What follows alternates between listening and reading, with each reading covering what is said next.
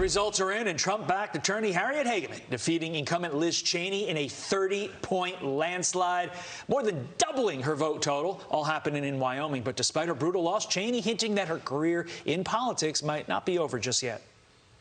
This primary election is over, but now the real work begins. The great and original champion of our party, Abraham Lincoln, was defeated in elections for the Senate and the House before he won the most important election of all.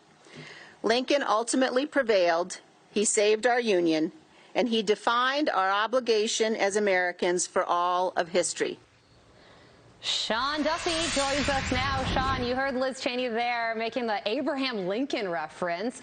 She also only spent half of her campaign donations.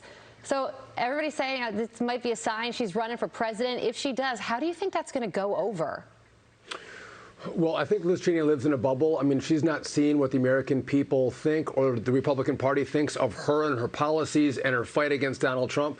So on January 3rd of 2023, her term in Congress is going to end. Carly, she will never be elected to another elected position again in her life. Not even dog catcher will she get elected to again, because she has no base in the Republican Party. Democrats don't love her, right? She's a Republican, so she'll never serve again. So she may think she's going to run for president, and she can run for president, but she won't win a primary, she won't win a state, she won't win a delegate, she won't win anything from this point forward. She's done in politics.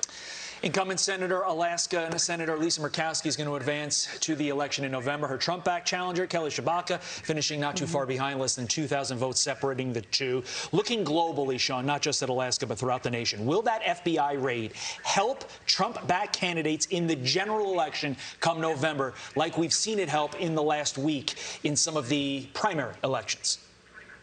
Yeah, you know, we followed the Roe v. Wade being overturned. That was an energizing moment for Democrats. You saw even some Republican folks who were like, listen, I don't know that I want life at conception where I'm at.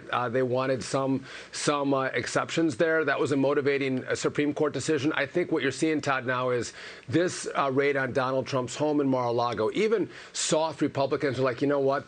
Donald Trump has been treated unfairly. We have a Department of Justice and an FBI that are partisan and political, and they're weaponizing that department. And I think the energy that's going to come from what's happened in Mar-a-Lago, and this is not over. I mean, we're going to continue to see leaks out of the FBI and the DOJ. I think we're going to see a criminal prosecution of Donald Trump.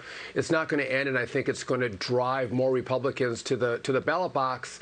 And what you're going to see is some of those very 50-50 seats that could have swung one way or the other. This will be a deciding factor in turnout for Republicans and even independents who might not have voted Republican, which means I think Kevin McCarthy's majority in the November elections is going to be much higher than it would have been but for this raid. You know, you look at Trump's primary record, the candidates who he has backed have won 182 to 15 losses. He has a 92% success rate.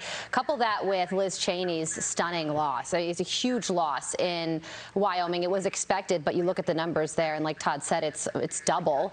What does that say about the direction of the Republican Party?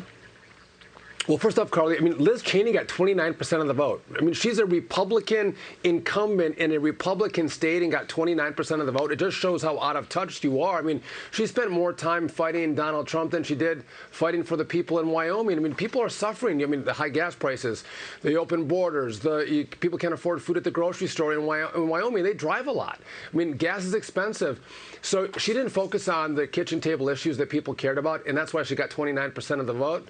But to Donald Trump and his ability to drive people to certain candidates, we've never seen this in American politics. Usually when a president or a popular politician leaves office, the ability of them to drive voters to the polls diminishes greatly. Donald Trump's has only increased, and so the gold standard for endorsements, where endorsements really don't matter, is Donald Trump. It really matters. 92%. Impressive. Such a good point. Sean Duffy, we endorse you always because you're the man. Always. Fox and Friends begins right now.